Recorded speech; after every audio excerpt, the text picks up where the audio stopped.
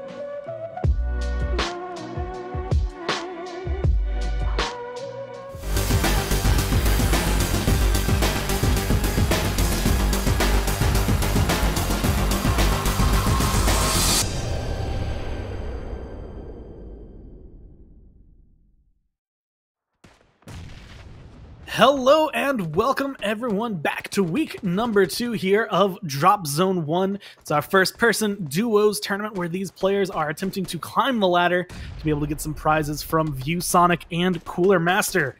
They're going to be having a rough time ahead of them, as we've seen actually a couple less teams this week coming into it, so there's a little bit more stiff competition. The players who made it to the top are the ones who are going to be looking to try and continue coming through for some of that nice swag. But before we end up going too far into this one, I'd like to introduce myself as Gormizer, and joining me for this game is going to be the Jabroni Bro. How are you doing, man? Gore, I'm doing very well. Excited to see some duos. I only get to see duos once a week for like 3 games, so it is a treat every time. I love the duo style of play. Here we go. Tons of players immediately hopping out of this plane. I'm actually surprised. So we finally get a westbound plane, or I guess an eastbound plane coming from the west.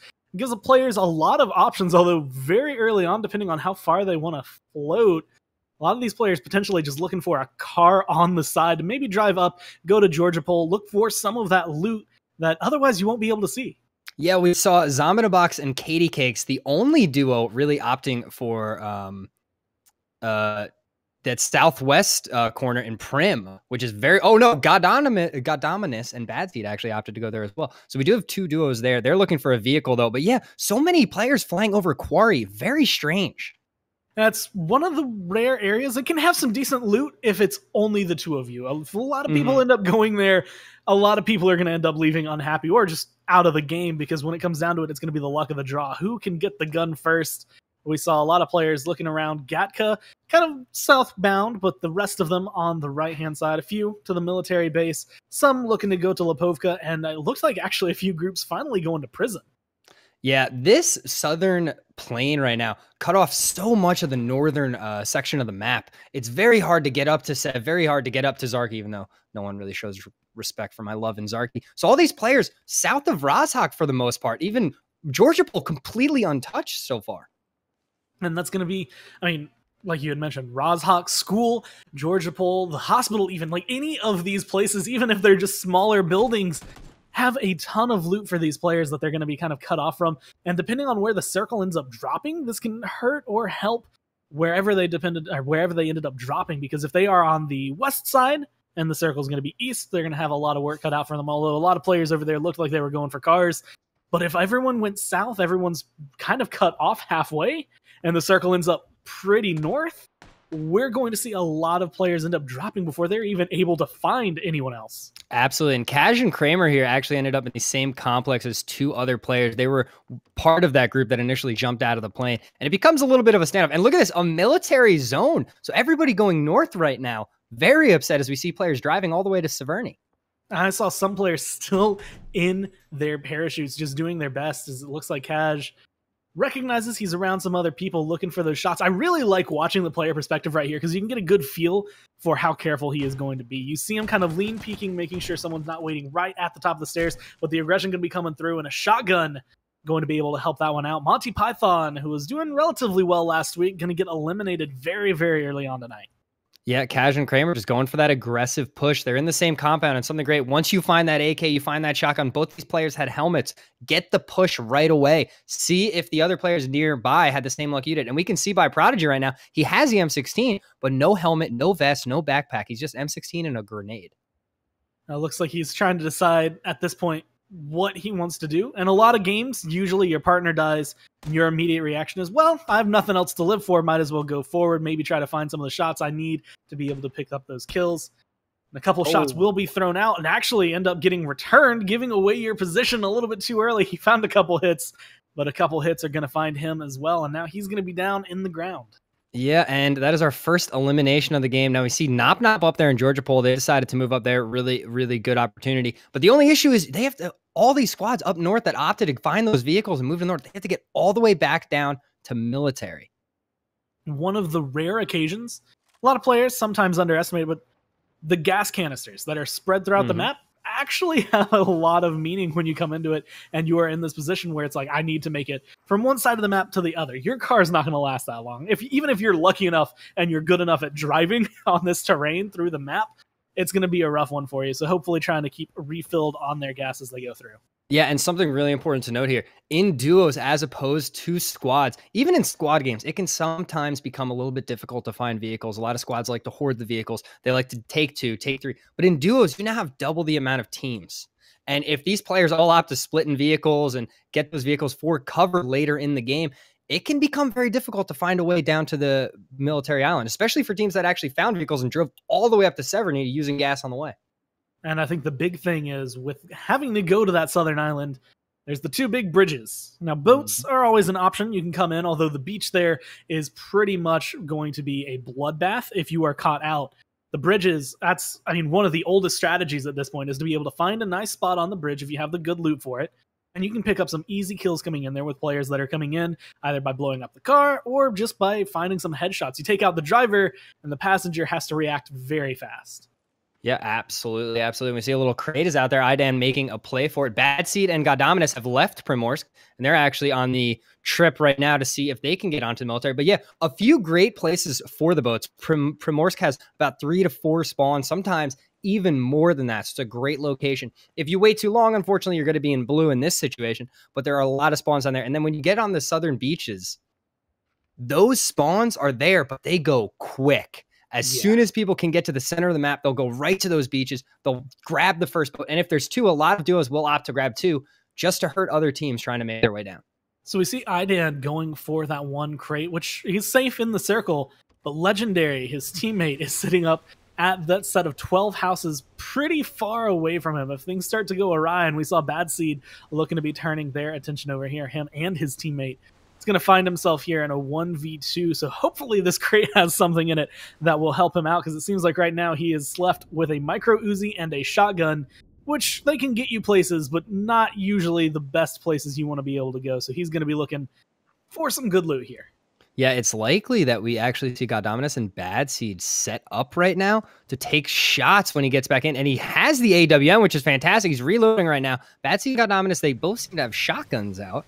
So he won't take any insane fire from that. And he'll try and head across back to his teammate right now as Goddominus just decides to hold down this little island.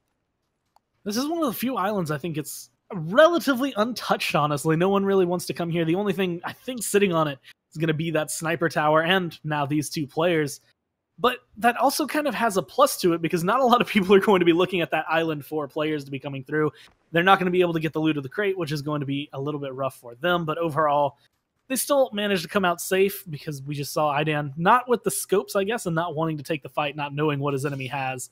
He's going to be going back, and it looks like he's just going to be pick up delivery for Legendary. And the two should be able to group up no problem, although it looks like he's taking... Oh, he's jumping down. That's why he's taking damage. Yeah, absolutely. And this is something that I really want to touch on. There's two options when you get these military zones, right? You can either be patient, take your time, maintain on the northern island, try and hold a bridge spot, try and hold the beach there, and just, you know, let other teams kill one another so you get that survivability. And then later in the game, go for that push, maybe across the bridge or across the water, whatever. But then there's the other option, and that is, as soon as you see that zone go military, get to a boat, go to the south side of the island, you know, play south moving north, as opposed to everybody else who will be playing north moving south.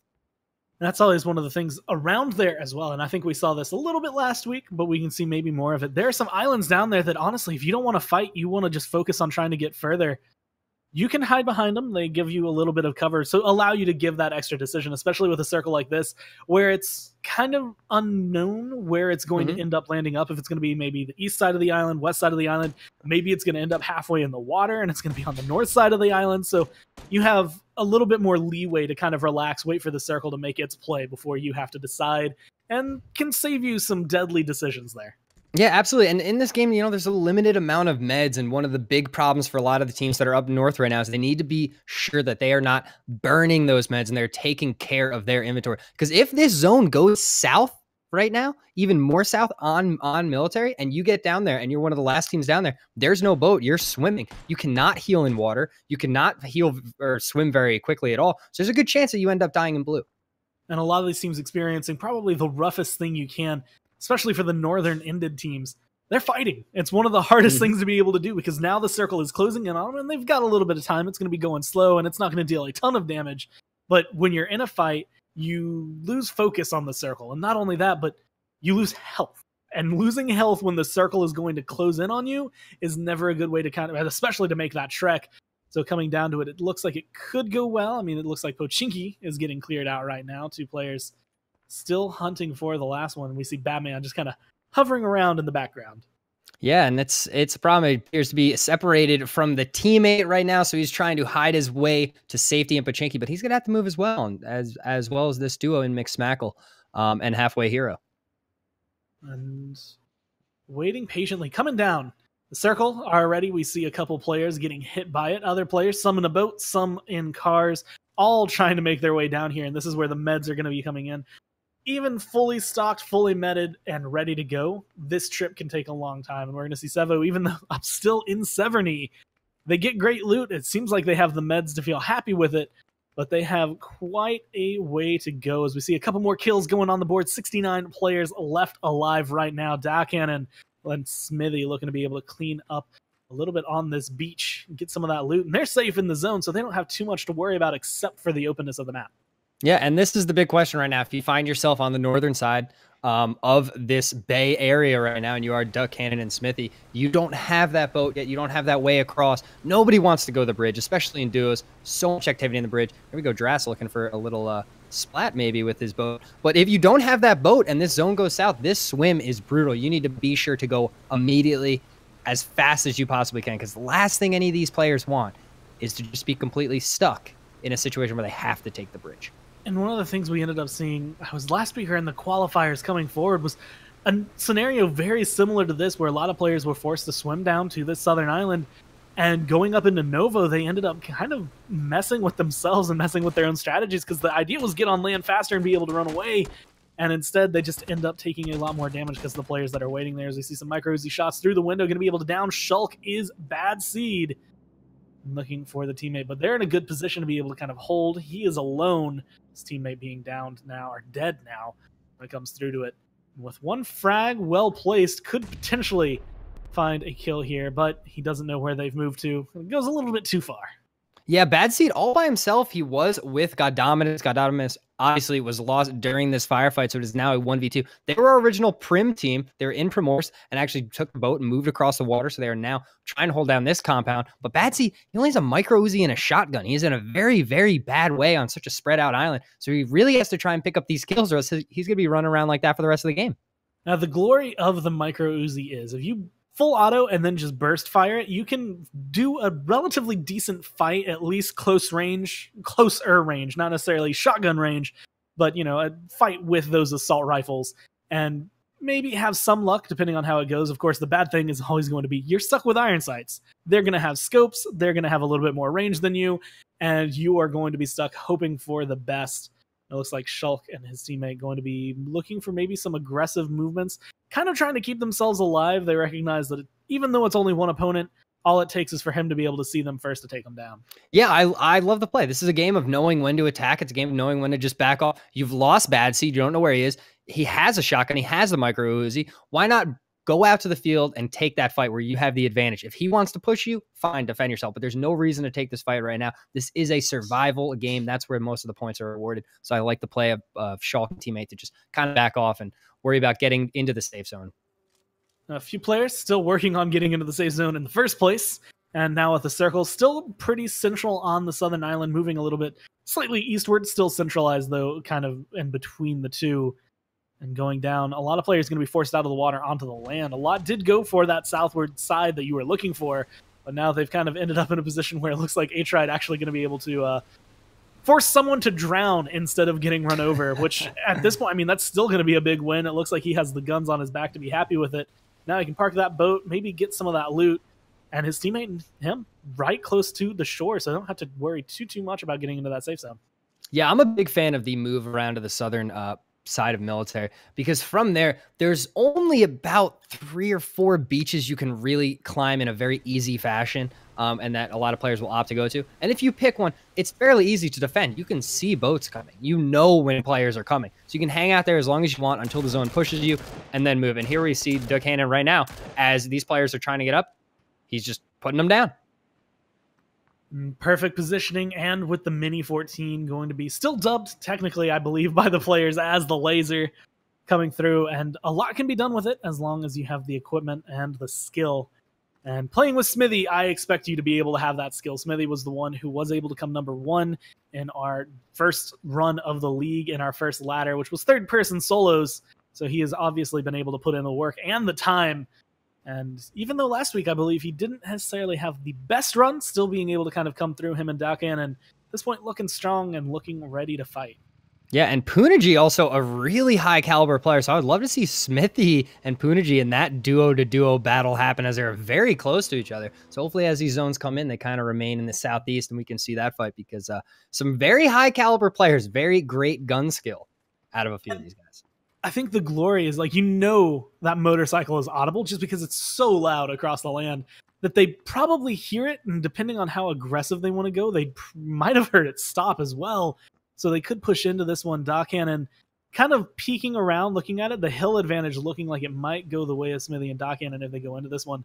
But a lot of players now, they have 20 seconds to find their way into the new zone. And it looks like we might have some trouble with that. That island not connected, so I don't know if the players are just waiting there, hoping for the best. Maybe kind of just riding the blue in, find a beach, and hope that no one is going to be waiting there for you. Yeah, there is the passive approach in this game. There's really 2 ways that you can play Battlegrounds that players are comfortable with. There is that aggressive play that we saw out of Smithy and Cannon right now, as Dras was actually taken down, so Puniji is all by himself now. They did meet at least the one player. And you get that opportunity to play that aggressive game, looking for serious loot, looking for tons of kills, tons of meds, tons of ammo, where you're just completely kitted out. And then there's that passive play.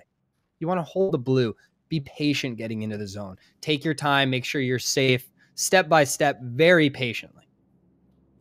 And now looking for the patience. Dras finally going to end up falling. Puneji making the smart call there, recognizes he won't be able to help his teammate, recognizes that even though he wants to be helpful, he's not going to be able to do it. And the other thing that we're going to see out of some of these players, and I believe we're seeing out of some, although Slex is definitely pushing it a little bit close. Him and his teammate very low on health. We see two that are still sitting in Pochinki as well. And that one comes down to the meds. Not only can you fight with a lot of meds, but you don't have to worry too much about the circle, at least for the first two. Once it starts going third circle on, that's when it starts dealing a lot more damage. You have to focus a little bit harder on making sure you can go through your meds. And if you don't have enough, you'll end up dying just from the greed.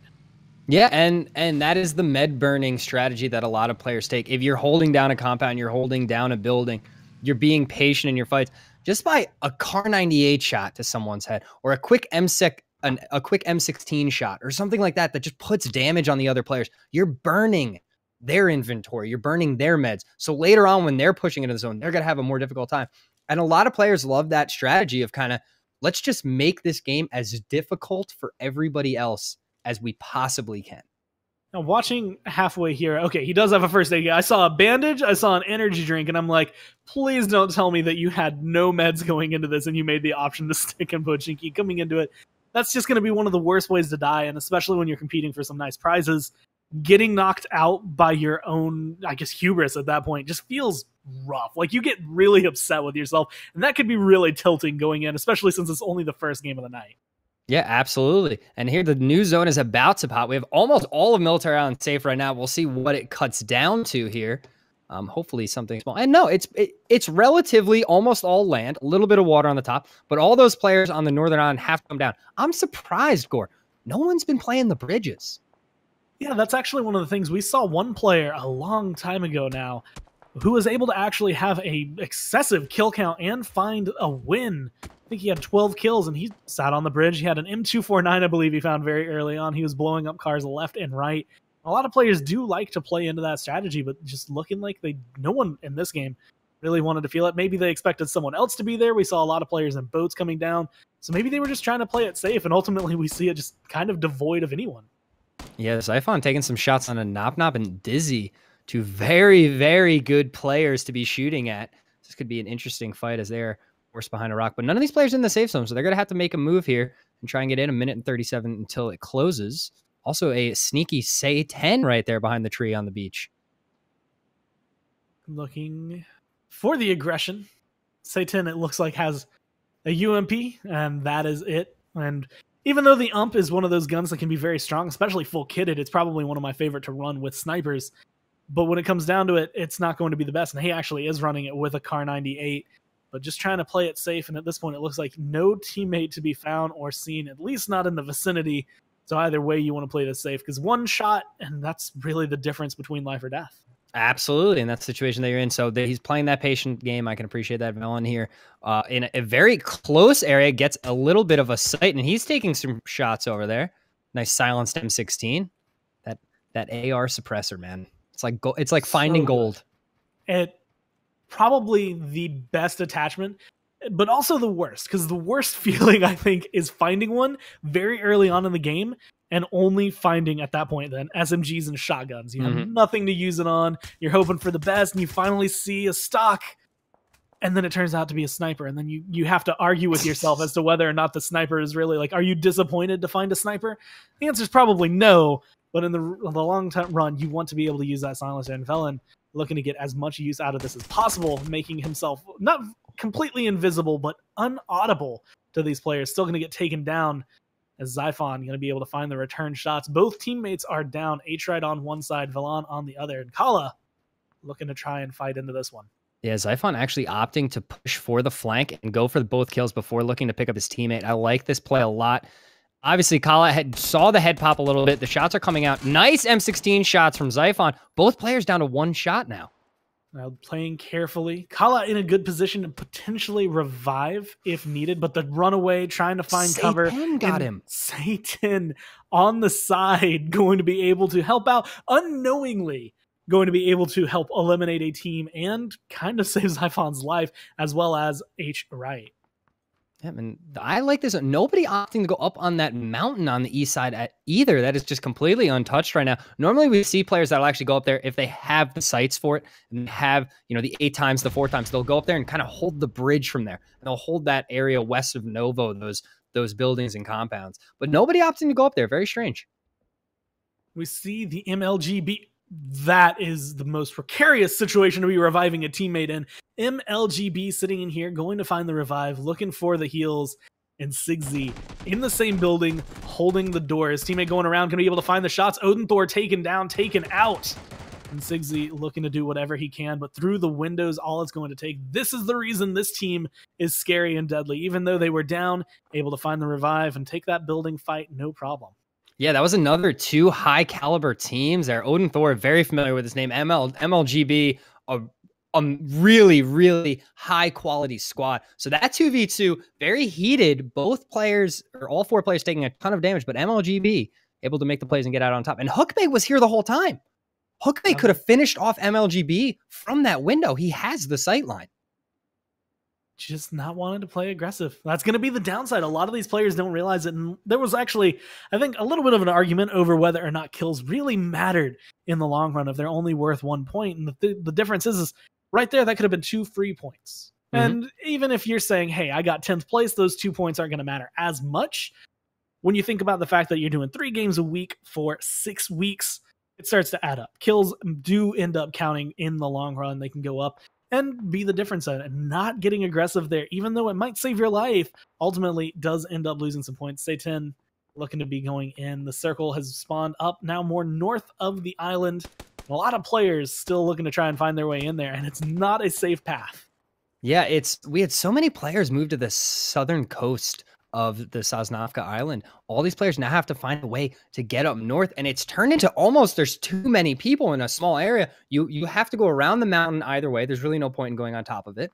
So if you go around the left side, it's almost a funnel, pushing these players together right in between military and that mountain to get into the safe zone. So we should have a ton of players running into each other, as the zone will close in 30 seconds. Now, Wei Pon Pon and his teammate looking to heal up, do their best. They just got into the new circle, so they are trying to tick up as much health as possible, but they need to get running. They recognize it. Dizzy and Nop Nop just to their west.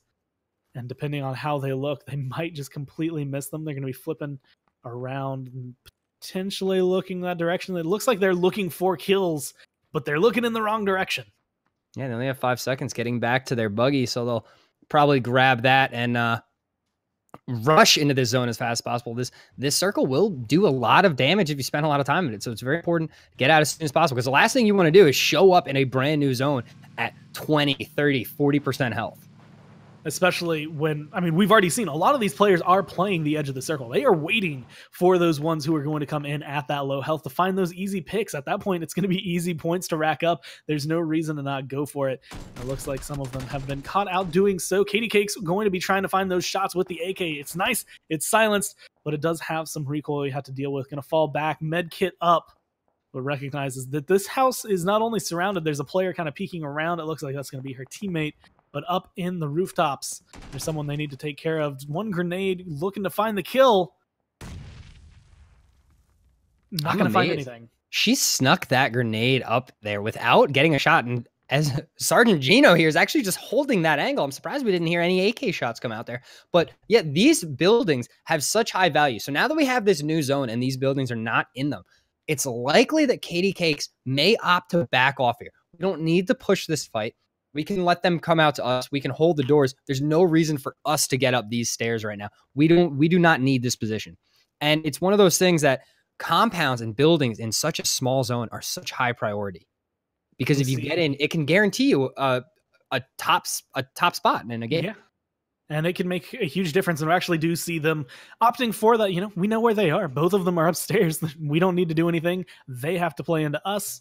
And they're waiting there. We did also see a ton of players get chunked down and end up dying to the play zone coming out of it. And we see Nop Nop, he gets knocked out and looking to potentially go down as these players stuck in a stalemate. It doesn't look like Katie Cakes, they don't have any reason to go in. That's honestly part of throwing away your life. And the team upstairs just kind of holding on. They recognize they don't need to leave yet, so they're not going to bother moving. Yeah, there's only one way out of this building, and it is that staircase when you're on the second floor. So they have absolutely no option. They will have to come down and take the fight to Katie Cakes and Zomina. And if they don't do that, they will sit here and they will die in the blue. So we should see it at some point soon. 45 seconds, and this circle is going to do a lot of damage. So the longer this fight takes, it's likely that even at a certain point, Katie Cakes and Zomina need to be careful because them running into the zone, they are on the fastest side of this new circle. Running into the zone could be life-threatening. And there we go. Zomina goes down, so it's likely to see the push here. And here they come. Zomina going down, losing his helmet. Katie Cakes going to get taken down with a couple of shots there. But I do like what Zomina had the idea. I just think the execution needed to change. Found a Molotov in the house and was planning on using that to burn them down or force them out of the fight. But ultimately pays for it because he decides to try and peek the stairs to throw it away instead of going maybe for the window. When it comes down to it, Smithy looking to get into a fight. We do see Da Cannon taken down. Dag, very low health, looking to find those return shots. Da Cannon is going to be the one in probably the roughest situation. All teams at this point sitting right on the edge of the circle. With Da Cannon down, Smithy has to be super careful where he finds this. Smithy has been eliminated by Insolenzo, actually, so that team is now gone. And Sevo and Dag actually end up fighting people behind them as well. Like, they're having to focus on two fights, but with Smithy gone, and depending on if they were paying attention to the kill feed, should be able to find that information out. But a nice grenade can be able to knock out Sevo. Yep, and to pick up the other kill, and now Awe is going to have to sprint into the zone as fast as I can. He is eating blue damage. As soon as you get in, you got to get prone, you got to get the meds, and you have to heal. This is very tough to heal through. And it looks like Fire will barely make it.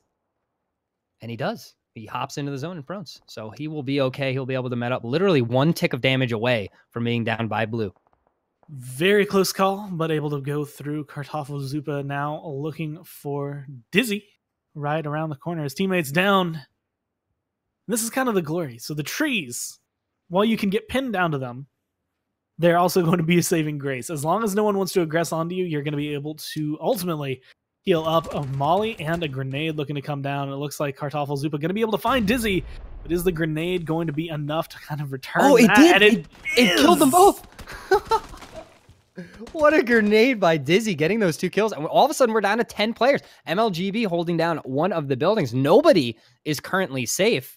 And Insolenzo and Bikini Model are in the best location. They're holding down the southern side, or the southeastern side, and they will have a nice prance right into the zone uncontested. And the fight's going to be up north, and the last one most likely will be taking on Bikini Model here. Yeah, Bikini Model, and probably the best position. Control of the circle. Not necessarily the best position in the circle, down in the middle of a ravine with a road. We're going to be able to use this cliff potentially as some cover, kind of peek over the top. With only 9 other players alive, you know you're feeling a little bit more safe. And we saw a sniper in hand and a Scar in hand already. The Mini 14 as well is going to be that sniper, which I think makes it a little bit better coming down to it. It looks like only a 2x, so it might not be the best for long-range fights, but it's still going to be good for this open field. And it sounds like the shots are already getting fired. Now MLGB pinched themselves by moving over here. They're pinched from back and front right now. So as soon as these players, BenQ5 and Hook, come out and Riem, they're going to see Scurry. They're going to look right in his back. Over on the side, though, Biggie looking for the rotation. Scurry going to be able to get the full med kit off. One grenade out. Going to be finding a lot of damage onto MLGB, but they're going to be able to turn around, pick off the players coming in. 2 going, 3 going down outside the play zone just because they're trying to fight. And Scurry otherwise would have been able to pick those up. 6 players left, and Biggie's on the ground. Scurry stuck in a rough spot. Yeah, this is very interesting there. MLGB Biggie was killed off by Awe. Scurry looking for the shots. So we have Insolenzo and Bikini Model down on one side, the only duo, and then MLGB Scurry all by himself up in the north. And I believe who's west of him? Blastic is actually over there a little bit to the west, staying very silent, yet in the zone. And Solenzo holding this one, him and his teammate 2v2. Bikini Model still has the Mini 14, still looking good. Actually, it's a 2v1v1 coming down to it. Scurry looking deadly, but taking fire from behind right now. We're going to see Blastic come through, but he's going to get eliminated by El Solenzo. And now Scurry in the 1v2. He's done stuff like this before. The question is, can he find those shots before they find him? They recognize where he is. They know where he must be. Bikini Model just behind this tree. That could have been a prime opportunity for the kill. Yeah, absolutely. I was surprised we didn't see Bikini Model move up a little earlier, but he does get the final kill. Bikini Model and Insolenzo will take first place with 9 kills over the course of that game. taking a big one. We do see Biggie with 3 kills, Scurry able to get them into that number 2 spot. And a lot of teams kind of making it a little further. You can see where the fights were getting forced towards the end, as you see a lot of those early kills, a lot of players, a lot of teams, nothing on the board. But you can see pretty much where it hit as the kills kind of started marking up. Number 18, once those circles got tight, there's a lot of players and there's a small zone, so they're forced to go forward.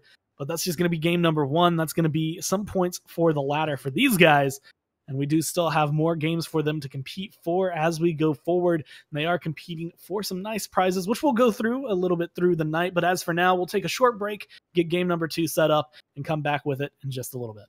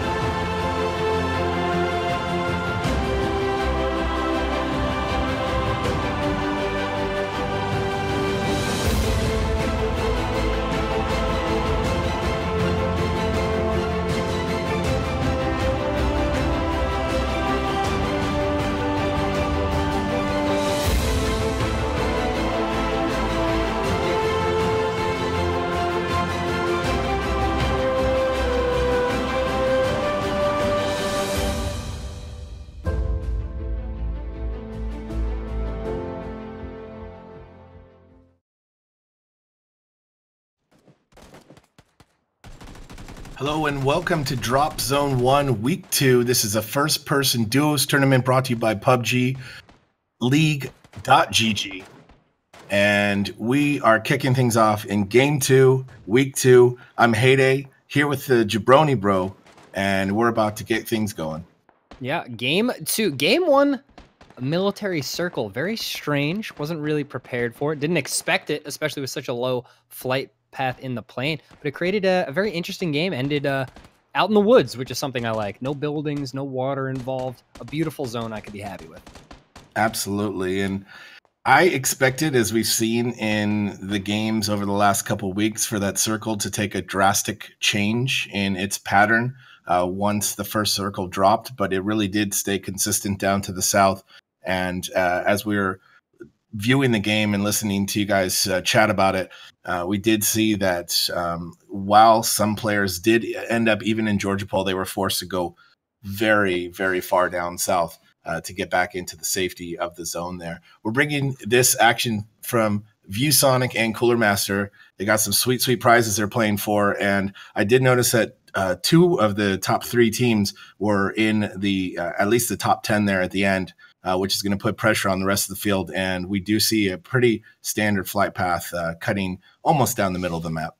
Yeah, north to south, Milta and Milta Power will unfortunately be the area that is a little abandoned in this game, but it's very likely we find players to grab a vehicle. And Katie Cakes and Zombinabox actually both opting to jump out of the plane immediately 2 games in a row, and they will be the sole owners of Severny if they decide to stick to it. I like it. I like that town up there. It's always been good to me for loot. And as you could see, with these 2, flying. I see. Okay. Yeah. I was going to say, with these 2 players up there all alone, they're going to have their pick of the litter up there. They are long flying, though, potentially into the corner there. We normally see the circle shake up. I think the zone shake up around game 2 or 3. So I wouldn't be surprised if the circle hits in a crazy spot in the second game, and that will be hitting soon. In Primo down there, we've got a couple players and then a pack going to the military base as well.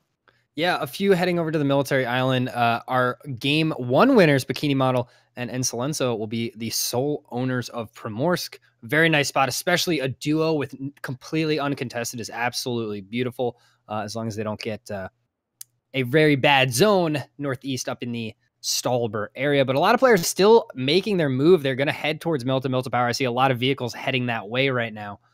So a lot of players will be opting to stay away from the flight path, which is a trend that we see a lot. And Riem, actually, a very, very top-tier player, BenQ5, his teammate, was actually knocked out and killed and is the first player eliminated in this game. Yeah, that's a rough way to start. This town here can be, it could be good for loot. It can also be good for an early death, as well, as you have to make your way through this sort of sunken city through the water, and not the greatest cover in there in some places. But this flight path gives so many options to these players here in the middle, and it's a very central circle. So the circle's staying pretty true to the flight path so far tonight. And we're going to see Rozhawk right smack in the middle, which allows those players in Georgia Pole and Yasinea to sort of just keep on looting, keep on doing their thing out there on the skirts and still be safe, while those players that opted for Primo or the military base are going to have to find their way back up along those bridges. And we may actually see some bridge action here as those players have to make their way to safety. Yeah, it seems everybody's heading to the east that are currently on Military Island. We have a boat going across, a few vehicles, and we also have a ton of these players still not even at Milta Power yet. Dizzy and Nop Nop, 2 of them that are heading that way, so they'll be heading over to the Milta area. But Pachinki's safe all the way up to Severny. Huge zone, Georgia Pole to Yasnaya. A ton of land, a ton of real estate here in game number 2. And there's H-Right. He lasted pretty long in the last game, I believe, alone that entire time. Picking up some goodies here early in the game. Milta Power finally coming into play as Nop Nop and his teammate Dizzy there are cruising along and making their way to the power zone there. There's potentially some good loot out there as well, especially with it being untouched. A lot of time still left before the blue comes in. And even with that blue coming in at this point, it's not going to hit very hard, which is going to allow these players on the fringe to make their way in relatively safely. Yeah, they actually just recently have added the option you can actually change the strength of the blue. And one of the reasons is that the blue, for a lot of these players, when that first zone comes in, it's almost like they just pretend it's not even there. It's like, okay, I can sit in here for another 2 minutes and then I'll first aid. Everything will be fine. Then we'll get into the zone a little later. Cause there's a lot to loot, especially when you only have two players. Milta Power, a ton of area. And Patrick right now taking some shots at Axu, who's actually set up with an M4, and he'll be able to peek this corner. Patrick taking a lot of damage. He's now one shot away from being down himself, and here comes the push, and he is down. Yeah, he gets pushed really well. It was a nice retaliation from Axu and his teammate there. Looks like we might have a little bit more action as his teammate is there as well. Teammate's going to go down as well with a headshot with the M416. And those are 2 kills early on, 72 left alive. And that's been one of the discussions, as you just were talking about, the power of the circle coming out of, I think, especially the invitational at Gamescom, where some of the players that ended up doing really well in that tournament. And I believe it was the solo winner. He actually sat in the blue and he was so far ahead, it was no big deal. And he took the win. And so there are, definitely some tweaks that people are suggesting, players are suggesting. But what Bluehole does with it is a different story. Yeah, actually, right now we see Axu running around Mini 14 M4, which is my personal favorite combination right now. Mini 14, completely powerful, and the M4, especially as an early gun game. And Hookbay's teammate also has an M4. So good, so accurate, really, really one of the optimal guns to hold that spray down. And IDAN now in a little bit of a fight here. Seems he's in a pinch, taking shots. Looks like Legendary is down. Legendary is out. So is IDAN. And Twite88 there with both kills, the double kill. And they were going in, it looks like potentially for that crate. We saw IDAN go for the crate last game. Looks like they were trying to repeat on that. But Twite88 comes out of that one pretty strong and could go take that crate for himself. Absolutely. A few teams up in the Rozhawk area as well, hanging out. They will not have to move anytime soon. Now, this zone creates a very interesting question for a lot of these players. There is more or less a river that goes across the entire north-ish part of this main island. And a lot of the players will opt to, as soon as the zone, in this case, it looks like it's probably going north. It could always go south, but it looks like it's probably going north. A lot of players will shoot up and pick a compound as soon as possible, safe in the middle of the zone, and they'll hold that down. We see a lot of that happening in squad games more than it does in duos. But in this case, BenQ5 and Connor seem to be the only two above the river right now. Yeah, and to be fair, a lot of those players down in the south that look like they are so far outside of the circle could hop in a boat, potentially make their way all the way around the west coast and then up the river to safety. This is definitely a path they could potentially take.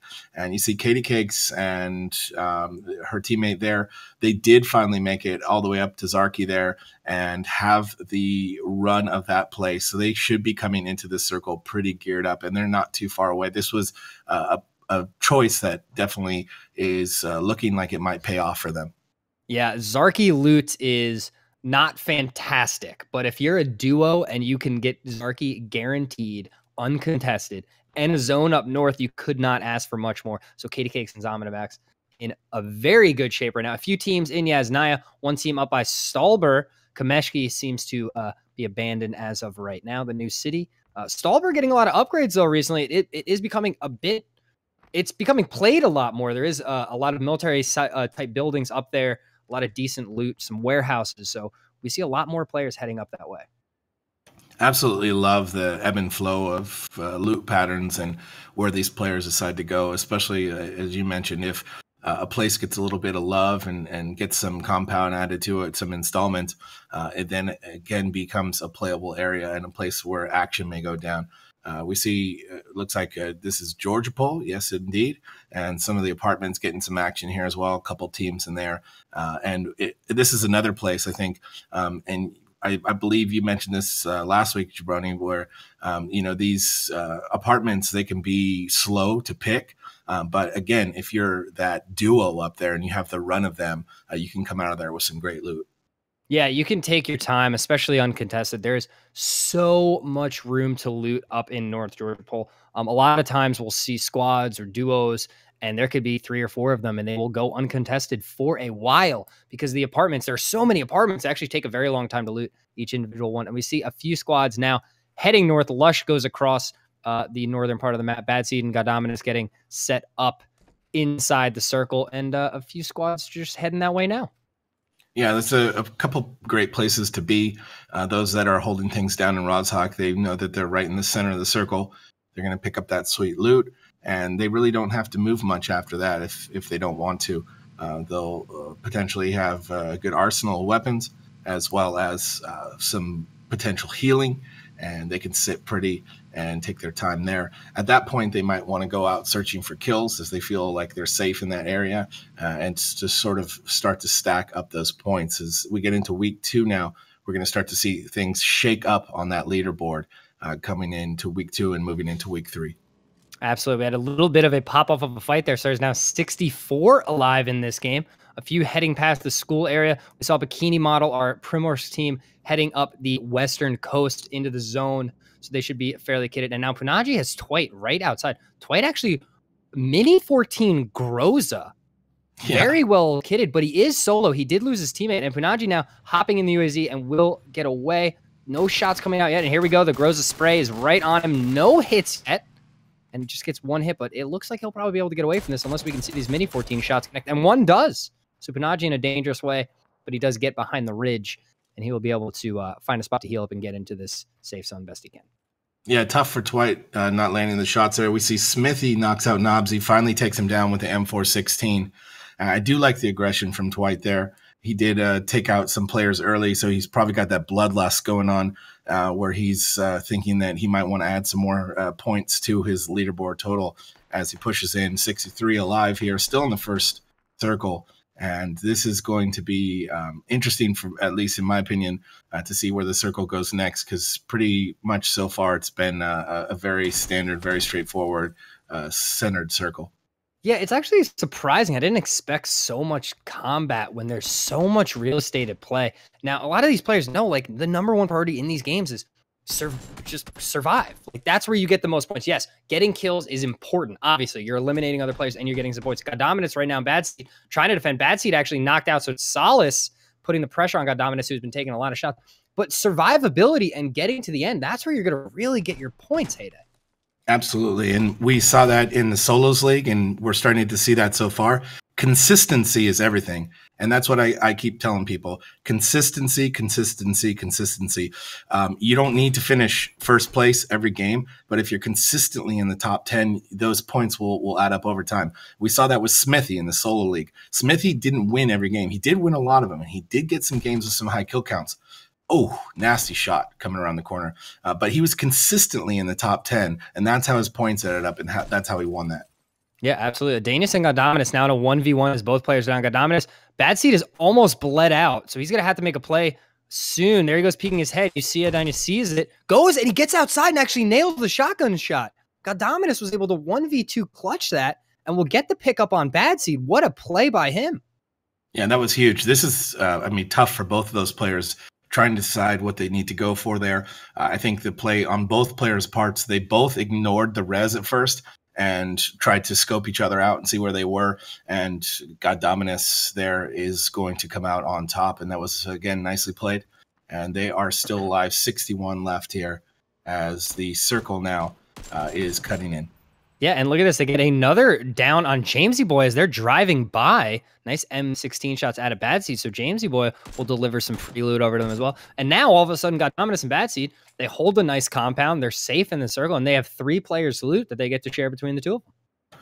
Yeah, absolutely love it. This is one thing you'll see with players that they get into a good spot here. The circle works in their favor, and they're able to sit there and start to pick people off, and the loot starts coming to them, and they start to build up quite a collection of weapons and so forth.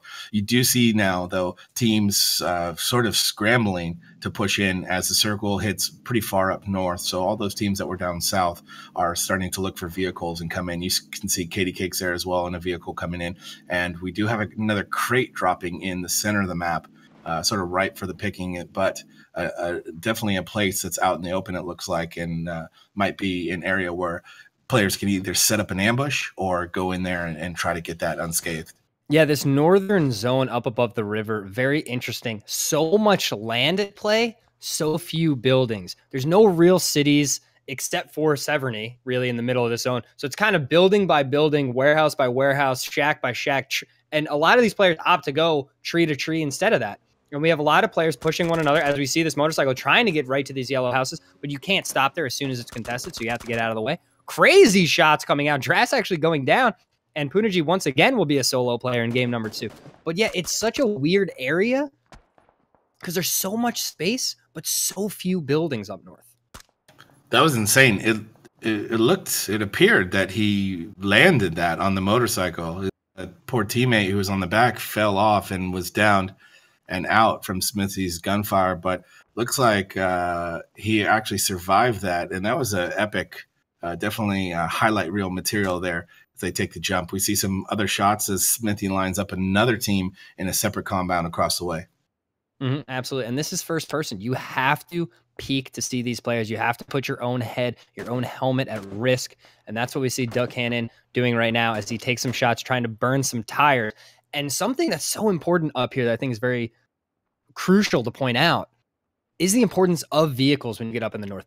If you have to move and your building's not safe and you don't have that vehicle, it's so much open field that you potentially have to run across that a lot of these players that are safe can just absolutely tear you apart. So it's very important to try and keep a vehicle nearby and be ready to use it and be ready to escape as soon as possible. Yeah, I love it. And he knows that, right? So he's taking out the tires, as you mentioned, trying to take that vehicle away from them. I do like how he flanks around, gets behind the tree there to try and flank on them and get a better vision on them as another player coming through in the Jeep. And this is just a great spot for these players to try and sit and take some shots, although Smithy missing his shots there on the UAZ. Yeah, and it's something that we see a lot of, something different that happens in these games as opposed to like your public lobbies that you queue into is these players really want everyone else to know that they're here. And the reason is nobody wants to get in that early combat. You need those survivability points. You need those top 10 finishes. You want those top 5 finishes. You want the wins. But to push and get in fights really early is a decision a lot of these players will avoid. So by Smithy and DeCannon sitting here and taking shots at every vehicle coming by, those vehicles know their first instinct is, let's turn, let's get away from these buildings. And they're just defending their own building and nobody wants to push them just by taking shots. Yeah, it's amazing how you can go from a potential mistake of giving your location away versus puffing up and using your natural red color in your environment to show that you're the predator, and that's what they're doing here. Yeah, it's a very cool touch because normally when and as you mentioned in public games, especially when people are taking shots like that, everyone in chat is like, what are you doing? You're giving your position away. But this is definitely the opposite. This is saying, hey, this is our ground. If you want to take it, you have to come and try and take it from us. Yeah, and that's what happens in a lot of these highly competitive games. These players know they're like, I am the best one in here. I'm the one going for kills. You want to stay away from me. You want to stay away from my building. And here, is that a crossbow in Say's hands right there that he is aiming towards Smithy with? I hope so. I'm pretty sure that's a crossbow. I think we have some crossbow play. Yes, he is M16 crossbow right now. This is amazing. We had joked about having a pan off, as they were calling it, if there was a tiebreaker in solo play. But a crossbow off would be just as exciting, I think. Yeah, the crossbow actually one of the most horrifying things to be shot with in this game, because the moment it hits you, you didn't hear anything. You have no idea where it came from, and you're like, I don't know what just happened. I got hit with a crossbow, and it's just immediate fear. Zyphon getting a knockout and kill on, they call me Yins, with the Mini 14. A lot of Mini 14s in play. It has become probably the most popular gun in the game, the #1 choice. McSmackle getting knocked out as they roll up to these buildings by Smithy. So Smithy putting some more shots on every vehicle passing by. Yeah, I love it. I love that there's another team in play now. We have a little triangle going on here in this compound as other high caliber teams, as we see MLGB as well, pushing in here and starting to all just sort of roll up on each other. This could end up being some exciting action here as we see Bad Seed gets the kill on Buka's Gaming with the headshot with the Car 98. And here we go. They're going to be rolling up on Smithy here in a second. Yeah, and this is the problem. MLGB Biggie is actually able to get out of the vehicle and get there, and he takes some nice shots on the Smithy. Smithy will go down, so now it's a 1v1, but the Cannon is able to finish it up. MLGB, your second place team from game 1, has now been eliminated. And Smithy and Buchanan, I mean, they're the story of this game right now. Playing this perfectly. They had a little bit of a shaky situation there. It got a little scary, but they were able to pull it off.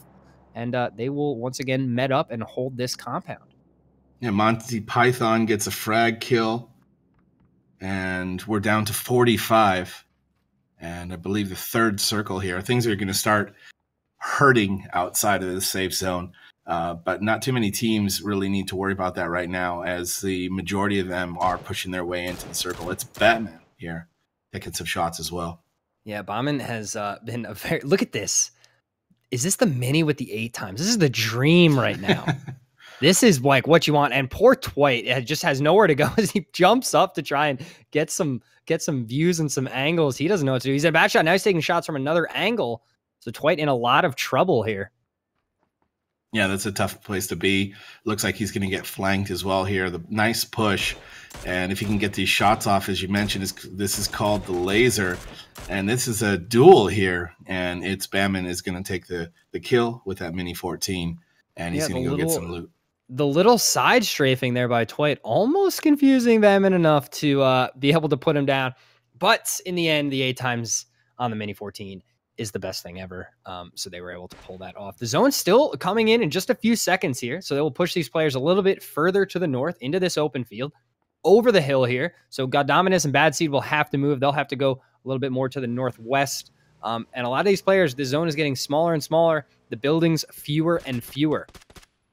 Yeah, and they're on a motorcycle. It's a dangerous way to go. They happen to get away safely, but we do have another couple teams here. The Prodigy and Based Hefe here are looking in on each other, and we could see some more action from these guys here in just a moment. I do love how this game really feels like it's getting a bit claustrophobic for some of these teams as they're all pushing in on top of each other.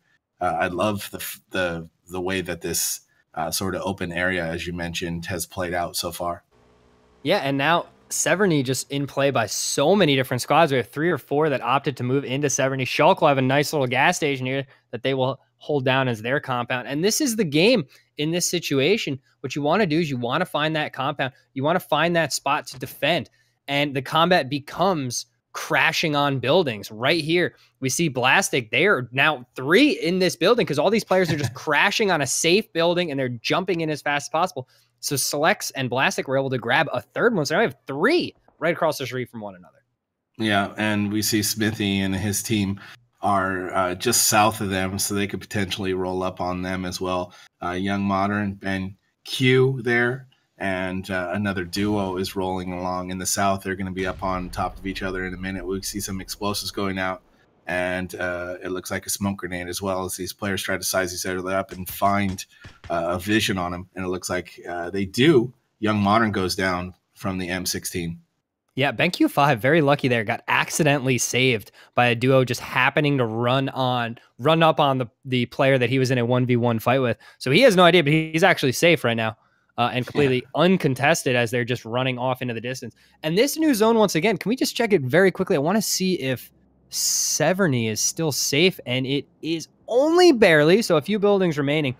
We need to keep an eye on that, because once that becomes no longer safe, all of the players in Severny basically have to run out. They'll wait till the blue is moving, and they'll all run out at the same time. And most of the time, everybody ends up dying. Yeah, definitely, especially from such a dense group of houses there into the middle of no man's land. And right now that compound there with those 3 duos is it's definitely the place to be. And you're going to see the rest of the players trying to just find some peace and quiet in the middle there, in the safety of a tree or a bush or whatever they can find. Absolutely. And just so everybody knows, this area has been redone a little bit in one of the latest patches. So there's actually a new warehouse up on top of the hill with a few extra buildings, a little bit more cover in the northeast corner of this current zone that these players will have to be playing in. So it does give a little bit of cover, but this area is known for being wide open. A lot of 4 times, 8 times sights being used, as we see Smithy using his 4, try and put some shots out with his M4, and put some nice ones onto Dace. Yeah, the marksmanship from him is phenomenal. As you can see, he takes one player down and the other player down to very low health. In the meantime, though, the cannon is mixing it up on the other side. They're getting pinched in a little bit at this point. The cannon on the hillside trying to get a vision on Goric there. And this is the tough spot where you have start to have little cover unless you're in one of those compounds. Exactly, and that's why there's so much pressure on Smithy and DeCannon right now. As we see an immediate headshot after Bombman was picked up, so he will now die to blue. No option there. Dace going for the run, but he's also put down by Smithy and DeCannon. They're doing a great job of defending this compound. This compound is still safe. They immediately went towards the center of the zone, and that's why this is high-level play. They push into the dead middle of the zone, and now 3 zones later, they're sitting safe, and they've defended it, and they've gotten tons of kills. Yeah, that's going to add up. That's going to pay off well. And they're also working their way towards another top 10, which, as we've seen, this is paying off not just in kill points, but in overall points as well. They're starting to peak. They're starting to look at their next move. They've been able to sit here for a pretty long time as they start mixing it up again on the hillside. But they will need to potentially move here, and they do indeed. As we can see, the circle has shifted again. Yeah, the circle ended up going north, and BenQ5 once again taking a ton of shots, but a Car 98 shot from the north from some other random player shooting at DeCannon forced him back into cover. So BenQ5 able to make it into this zone safely thanks to another player for the 2nd time this game. Yeah, it's not only taking out the potential enemies in his way, but it's also alerting him to what's going on around him. And you could see him almost getting aggressive in both those situations and coming in and looking for a fight potentially. But then as soon as the fight starts kicking off around him, he backs off a little bit and gets into safety. Now, this is important to look at. Look at Smithy right now. Smithy and DeCannon moving across the map. This is the highest level of play. As soon as the new zone pops up and they are not in it, boom, we're gone. Let's get to the best spot in this zone that we possibly can as fast as possible. As Halfway Hero is taken down, an M16 headshot. Elsewhere, Fire Official killing off Zomb in a box with a scar. Yeah, I think that's the most important thing to point out there was that move. And as I had said, they sat there and they were getting really comfortable in that zone. They were picking off everyone around them. But as soon as the circle hits, they are off and running. And you could see no one else is really making that move as well. This is definitely going to pay off for them. Exactly. And it is a play that you do risk. Like, yeah, maybe we're pushing on a compound that's not or that's taken by someone else, or maybe we're pushing on a hill that's held by another team. But the longer you wait, the more likely other teams are going to be moving into that zone. So if you're one of the first that can get in there and you can hold it down and defend it with the kills, which we saw them do in the current zone, you're in a great spot. And here we see BenQ5 now running directly at 3 squads in these buildings. I have no idea what he is going to do. He is in a world of hurt. Hopefully they all shoot each other and he just patiently runs by. Yeah, I mean, he's a good player. He's in a place to potentially take all 3 of these teams out if he plays his cards right and makes a good push here. And you see Habba Baba going down to some nicely placed shots, but he is going to run right in the middle of this pinch. Oh, I like it. Genius. He gets one down and robs the Dacia, and he will try and move in. Tons of shots, does not make it. That's what you get for having 5 players shooting at you at the exact same time. BenQ5 will die. Now all these players moving out of these buildings will eat blue damage. They will all shoot one another, and most likely whoever wins will be able to prone in and hopefully get into the safe zone. And they do take another Dacia, so say 10 now. Eating blue has to try and run in, trying to put some shots out, but not connecting. Yeah, and it's unfortunate, too. He has to leave his teammate behind. His teammate was down, knocked out, and crawling back there, but has to go. He's going to go down to the blue. Say 10 actually does get a heal off, but he's going to go down to some nicely placed suppressed shots there. As you can see, the circle now switching again. Smithy taking some looks around the tree, and we are down to 14 left. Yeah, Smithy and DeCannon, they found a spot in the zone that they like. They held all these trees. They have put down a bunch of players, but DeCannon actually downed right now. Smithy putting a ton of shots out, gets a kill, so he'll be able to go get that pickup, and they are both still going to be alive. They have to have, like, a lot of kills right now, right? It seems so, yeah. And they're going to get some more, I feel like, by the end of this, as they are going to be able to push from the top of the circle there. Only 2 other players now in the white, where they'll be waiting for a push from outside the blue. A big explosion here from some shots from Shaddux. And Kala goes down with the vehicle explosion. 12 left. Yeah, unfortunately, this new safe zone, just a whole bunch of grass. There appears to be one hut that is not even going to be safe. And it might just be in the zone. But besides that, there's like 4 trees in this new zone. So it's very likely that we see this game ending earlier than the final zone. Look at that one shack up to the north there. Barely safe, barely in the new zone. Yeah, you can see Bikini Model and his teammate there as well. Placing very well in the last game. So this is going to be some good stacked points for them here in week 2 and game 2. They're going to be moving into the north point. We see some shots coming down here from Velen. 8 alive now. Yep, and it comes down to just 8. Velen trying to defend his spot. He needs to move, though. He is not safe, so he's eating a ton of blue damage. Gets the elimination, so he'll finish 1 place higher. What a play by Velen. And all of a sudden, we're down to 3, and it's Smithy against Sleck. But Smithy ends up going down, so now it's Sleck's to 1v1. 1v1. You can see Velen getting the kill. Tried to get the heal off, but it didn't come in time. And we do have the 1v1 without Smithy, without the Cannon, without BenQ, without these players, without Bikini Model. And so now we're at 2 players that we haven't seen at this far, at least from what I've seen, who now have the opportunity to seal out the first place and 100 points for their team. Yeah, so QFT Zago, which is impossible. Interesting name, is now going for a full wide flank. He's going to play to this rock. This will not be in the safe zone. In 45 seconds, both of these players will have to move. Now, we have Slex behind a tree, but Slex's tree is also not safe. In between the rock and the tree, open field. A little bit of deflate, a little bit of some hilly areas. But look at QFT Zago right now. Yeah, he's going for the longest flank of all time. It's the long-term investment here right now. As you can see, 22 seconds. He's going to make his way around there. They're actually flanking towards each other, so they should see each other here in just a moment as they come around, and it looks like he's going to get the shots off. Oh, genius. QFT Zago taking first place there. That flank at the end, really incredible. 7 kills out of him. And just so we're clear, Duck Cannon and Smithy ended up in 3rd with 9 kills overall. Heyday. Yeah, that's great. 9 kills, 9 points, plus the 3rd place finish. All these points are going to stack up. And you can see that we had some regulars, some heavy hitters there in the end, but also some new names as well here in game 2, finishing top 10 and top 25 overall. So a shakeup on the leaderboards I'm expecting as we go into week 3.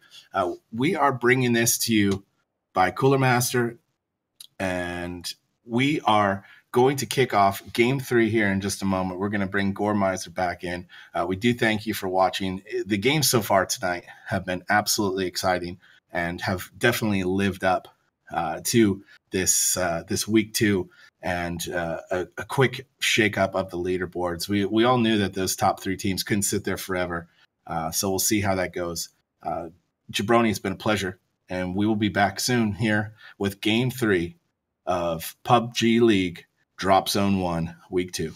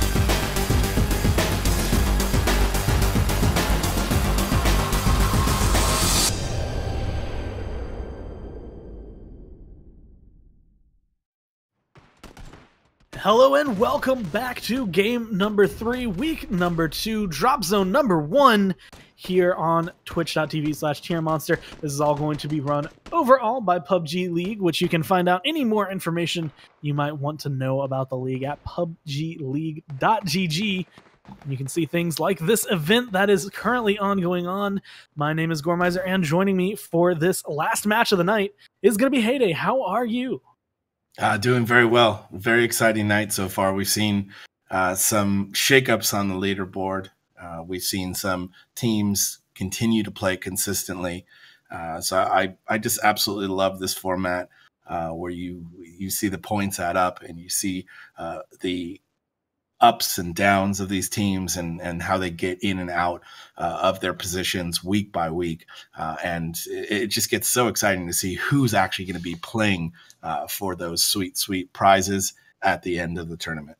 And we've mentioned those prizes a few times, and I think now is a good time to be able to kind of elaborate what exactly these players are going for. So first off, this is a ladder. We have 6 weeks of play. You get points based on how well you do, the number of kills you get, etc., etc. And obviously, placing well, killing a lot is going to be what can secure you that number 1 spot. In first place at the end of all of this is going to be able to get 2 times ViewSonic XG 2530 244 hertz gaming monitors. And I don't know about for you, but that would be a huge upgrade for me being able to go into that. But they also have the options of you get second place, maybe you just weren't quite there yet. You're going to be able to get 2 times Cooler Master Keys Pro S keyboards. And third place isn't going to be going home empty-handed. They are going to be able to leave with 2 times Cooler Master Mouse MM520 mice, pretty much guaranteeing that as long as you can place top 3, you are going to get an upgrade to pretty much some set of the gear that you are using in the tournament right now. Yeah, I love it. These are great prizes for these players to play for, and they've been bringing it tonight. They have been playing so far at a very high caliber, but we've seen some players getting very aggressive and adding the kill count and the kill points to their game as well. But we do start out here in game 3 with a very interesting flight path. It's cutting across from west to east across the lower portion of the large island. It does allow for some military-based players, as we're seeing here.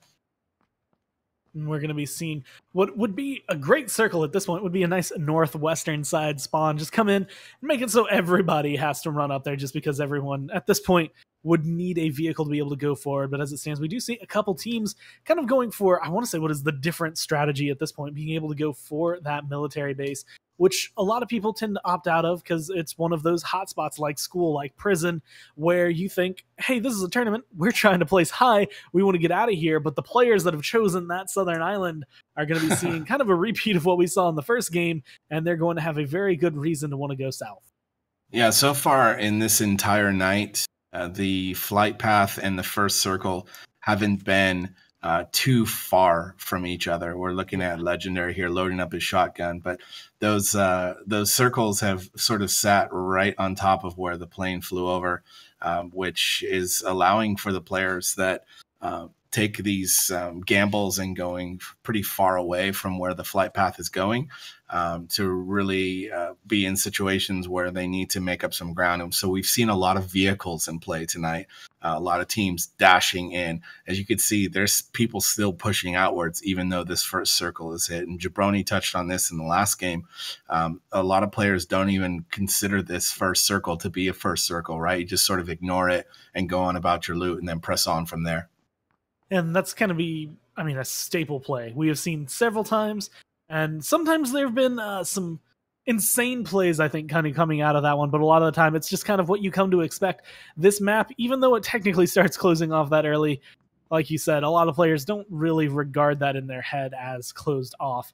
And as you can see, Novo down here, a few teams going to be kind of in the vicinity looking for the loot. The crates on one side, the houses on the other. I guess kind of like the opposite, the industrial versus the, not commercial, but I guess the housing districts coming through for Novo. So a lot of these teams looking to try and find the better loot. They will eventually end up crashing. And these teams, since they don't really have anywhere to go, may not run into each other as soon, but in the long run will end up fighting each other. So it looks like we do have a crate that I believe is going to be sitting here at the very bottom of this island for a long time. No one is nearby this one. But this could be a game changer by the time the end of the match comes around.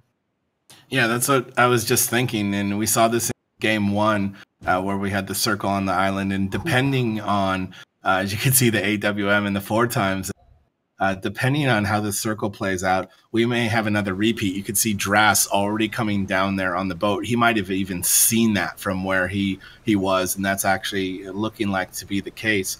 But yeah, depending on how this circle plays out, we're going to again see a lot of players coming across the water there in boats, scrambling to get into the military base island. A lot of those players opting to go the southern way, as you guys talked about in the first game.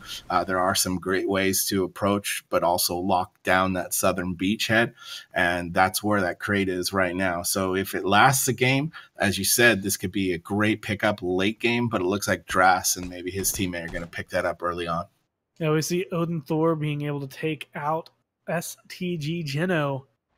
And it looks like they're going to be able to help clean up just a few kills over here, not necessarily taking control of this side of the island, but they are definitely being able to push forward and force a lot of other players out. And one of the things we saw, and the reason that one crate got me going, just because, I mean, it's an AWM, has a nice set of shots. We will be seeing Commit actually make it down to that one first, but it came with the 4X as well. He does have the AWM. We know for a fact he's going to be able to have a scope on it. It looks like he'll get out of here in time. Him and his teammate going to be able to run away with those spoils. But Dras was making his way over there. Dras is going to be making his way onto the shore. He's about to find himself empty-handed. Yeah, that's tough. I thought for sure that the players Commit and his teammate didn't see that from where they were. It was a tough perspective to see, especially if you got that loot tunnel vision going on. But they do make their way over there. They do pick that up. And poor Dras is going to come out empty-handed. Nobody really still working on these bridge areas, although we do see some people setting up to potentially pick some people off as they come across the bridges. And players are starting to make their move more and more down into that bottom island. That's some of the plays we haven't gotten to see quite as much. No one really sets up on those bridges the way that they used to. No one really goes for them to find that just that positioning to be able to pick off a couple shots whenever you hear a car coming. And a lot of that for this one, at least this tournament in its entirety, is more than likely going to be just because placing does give you a good chunk of points, and risking a fight like that can go really either way. Usually favors the player that starts the shooting, the one waiting on the bridge, but in the long run can go downhill for you if the other team is just very well prepared to fight. Yeah, and I think players in this case want to spend that time looting and getting into that position for the late game survival. And you can see there's players all the way up to Georgia Pole and even beyond in Severny there that are looting up and will have to make their way. We do see some action here on the beach. There's a UAZ in the water and a player down, and that's going to blow up as well. Bikini Model and the Prodigy right there. The Prodigy, I saw he ran over Insolence, a Bikini Model, one of the survivors of that first match, being able to make it very far. He didn't run him over with a boat. That was 100% a smack with that UAZ, and now Monty Python on the shore going to be able to find some shots down to Bikini Model, and he's going to be able to take him out. Prodigy in the boat, looking to try and stay alive. I think he's healing up in there as he goes forward, but that gives them a vehicle. They came at this one, I think, in probably the weirdest way, because I know that UAZ had to be theirs when it came in, or it had to be Prodigy's, and he got a kill right off the bat, started out that encounter by splattering a player who was in the water. Yeah, that's tough, and that's a tough way to go. I do appreciate, though, and rooting for the teams to play consistently and to have fun while doing it, as we say. At the same time, what I love about what we've seen so far is just a bit of the inconsistency of some of the top teams, or if you want to look at it another way, the play coming out of some of the teams that are lower down, which just it gives them an opportunity to climb back that ladder. So there's no loss in the first week or the second week. You can always make your way back up. So I do like seeing that play coming out from these teams here. Monty Python is trying to get this loot from the box there and trying not to get killed in the process as we take a look at the teams on the left, who's left alive. Now, a lot of these players are going to have vehicles making their way in, and it was one of those things, even though the first circle is not going to do a lot to you, as actually shots going to be coming down. Pasha and Gorik going to be looking for some of those kills. Batman going to get taken down out of the vehicle, and his teammate is just rushing down, essentially leaving him to die when it comes down to it, just because at this point, there's no real saving that. There's no salvaging it. Even if you stop to turn around, these players are looking at your car. They're aiming for your head, and they want you to just get hit by it. But Gorik actually taking a lot of return fire, and he's not quite sure where. It was a nice long-range shot to be able to hit him there. Whew. We're going to see a tumble there from Dace in the buggy. And yeah, Gorik was taking his sweet time taking out Baman there with those final shots. And we're finally seeing this hill or this mountain come into play, as Jabroni mentioned, I think in the first game, as we did still have that military base circle as well. Not a lot of players up here on the mountainside, but they do opt for this area in this. And this is Commit. He picked up that AWM, as we can see now. So he's the perfect player to run up there on that mountainside. And I wonder, and Gore, what do you think about this? He picks up the AWM and they say, let's go up to the mountaintop. Let's get that eagle eye view. Yeah, being able to use the high ground at this point, especially with the AWM, you want to be more conservative with your ammo. You don't want to, you want the kill. You want to make sure that if you are going to hit someone, it's not going to be, oh, I almost killed them. It's going to be a knockout or a full-on kill. And I think that's kind of part of the reason to go up this hill. You get a little bit better view. You get to see everything a little bit more, although it's still only with a 4X. He has a decent enough scope to be able to kind of pick off the players that are down near the bottom. So depending on how Comet wants to play this one, with his teammate having the Mini 14, they do have a decent way to fight from up here. Just depends on where everyone else ends up and how this circle starts responding to them, because it's still closing down. There's still a lot of players who have not made their way in, and there's still a lot of players who are making their way over to the island as it stands. So it is a good position for now, but they could end up paying for it. Yeah, that's a really good point, because so many times to get that advantageous position, you spend a lot of time getting up there, and by the time you get up there, the circle shifts or players move in another direction. I noticed when we looked at the overall map view, as we see some action down there in the military base, Gorik goes down, and it looks like Pasha died as well, falling out of the vehicle as they got shot on by Sigsy. Take a bet. Gonna say it was probably a motorcycle. Yeah, it looked like it. It definitely looked like it, especially the way that he died almost immediately from falling after they took out what looked like the driver of that. I noticed when we looked at the overall map, our second place team, as of the first week, Dag and Sevo, are way up north and need to make their way down. And you can see they are now. They're on the road there, and they're on a motorcycle as well. A lot of motorcycles coming into play, although not the safest vehicle of choice. It's one of those ones, players love it. I personally love it. It's very fast, gets you where you want. Like you said, not necessarily the safest thing.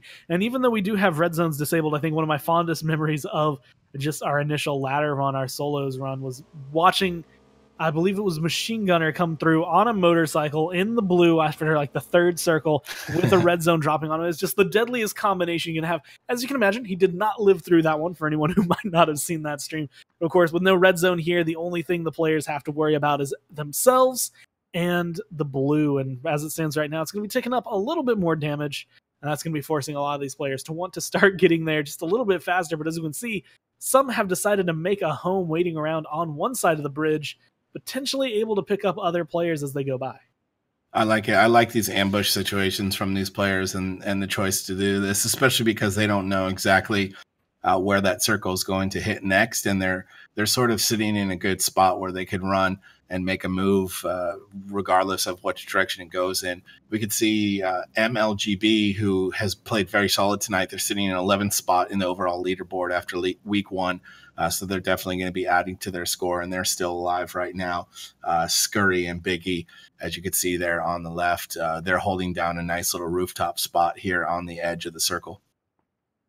We're seeing a lot of big names so far that are still alive and still pushing into this one. And honestly, even if your name doesn't ring a bell to us as casters, it still can have a huge impact in this game, because when it comes down to it, you don't have to be, an excellent player to change the tide of things. All you have to do is be able to take down one of those players that is consistent. When they come and they make top 10 every game, if you take them out and they're number 30, that makes a huge play as we actually see BenQ5 taking some shots. Smithy, I believe, was one who ends up falling down there, as I saw in the bottom left, getting taken out early, and that's going to be a big difference just for him and his placing overall, as now it looks like these teams looking to just continue on their path to go down. I do see Patrick, as I've just decided to call him, on the bridge, holding it up, potentially going to be able to find some picks if he's going, but it looked more like he was kind of running away from that, as we now see Puneji potentially looking for some kills, looking to try and keep himself alive here. Going to heal up a little bit, going to be able to kind of hold here. I think he's looting a dead body as he might want to continue. He's actually not on the bridge. He's under the bridge. Yeah, Patrick always seems to be rolling solo here in these duos matches, and we saw him hold his own for quite some time alone, I believe, in the first week.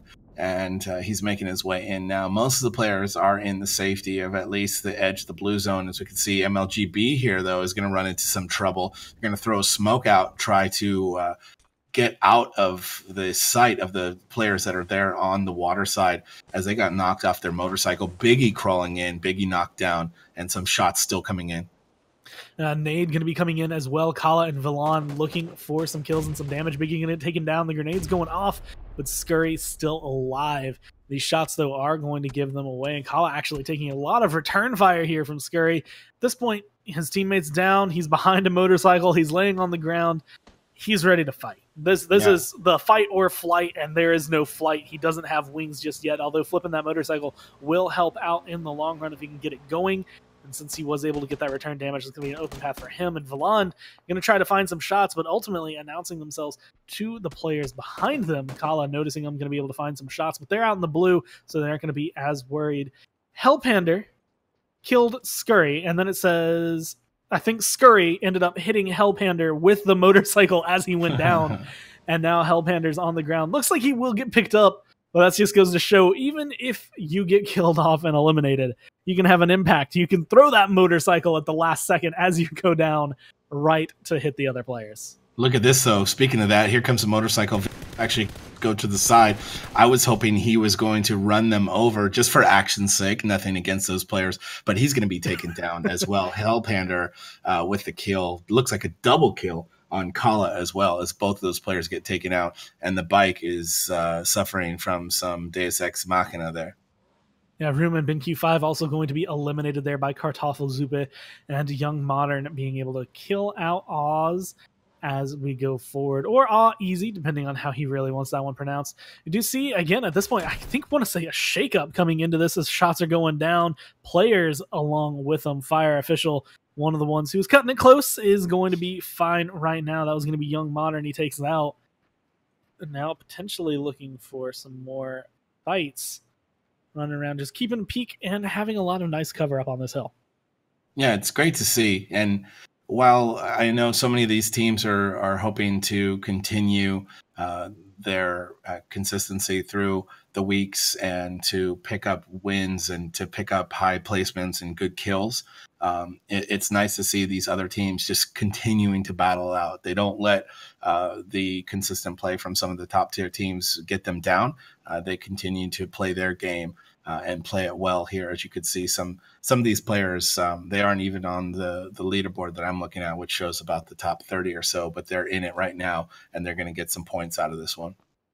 The circle going to be closing, resetting, and now dealing more damage to those who are outside. It's not going to be enough that it's death quite yet, but it is going to be enough that you have to start being a little bit more cautious about it. And a good spawn for some of those players still making their way in, just because they will be able to get to the new one, no problem. There are 2 crates out in the water right now. I'm wondering whether or not those still have stuff.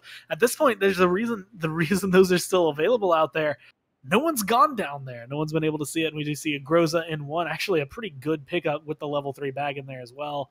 And the other one kind of hovering over here. This one's really well hidden and gone as it stands right now, probably moving around. There is some, I want to say maybe some issues with crates, especially when they're on the edge like that. But as it stands, that's going to be, I think, a big determiner for this match, just because the only crate we've seen that has been so far successful, at least from our eyes, has been that one early on with the AWM. Yep, and we're seeing the C. We've seen his name and called that a few times in the past, finally making an impact here. And we were viewing out there in the water, Nop Nop and Dizzy. They are the current leaders coming out of week 1 with 211 points. And they're still alive here with 42 left as we are well underway here in game 3. Patrick, one of the few solo players, as you go down the list there of players on the left, a lot of duos left. And poor Patrick all alone. That seems to be the case for some of these players coming into this one. They always seem to be stuck in that scenario where maybe sometimes they come into it and they don't expect their teammate to do very well, or maybe they come into it kind of hoping, or maybe they play kind of the solos even though they're on a team game where it's just like they go their own ways and just hope for the best when it comes down to it. But we do see a couple more kills coming down. 41 left alive. The circle getting pretty small for 41 players, so I expect we'll see them all kind of getting shoved together here soon. Especially even though there's a lot of trees here, it's going to be a lot of kind of open space, not a ton of cover, not a ton of buildings. We can even see, Legendary IDAN making their way in. I believe the AWM is still in play right now. Still maybe not on the top of the hill. We never know where exactly Comet is, although I think I see his name kind of peeking around the top. Yeah, they're both still kind of hovering around up there. And with those still in play and still kind of making an impact and still in the safe zone, they have the chance to potentially turn this one around, but they've kept themselves safe with, what I think is the big thing, because AWM's other crate weapons are kind of like the Elder Wand for any Harry Potter fans out there. They transfer to whoever killed you. Good one. I love it. And they definitely don't want to lose these, and they do have a team pushing up on from behind. They do have to move forward a little bit here as the blue is pushing in. They're on just the edge of the safe zone. We will potentially see these players squaring off with another team here in a moment. And at that point, then it becomes anybody's loot. Whoever wants it the most, whoever's going to get those kills is going to take it. As you can see, Disimoto here sizing Jamesy Boy up. He's going to take the shots, but he's going to miss so far. Yeah, a lot of shots that are just not going to be able to find their home there.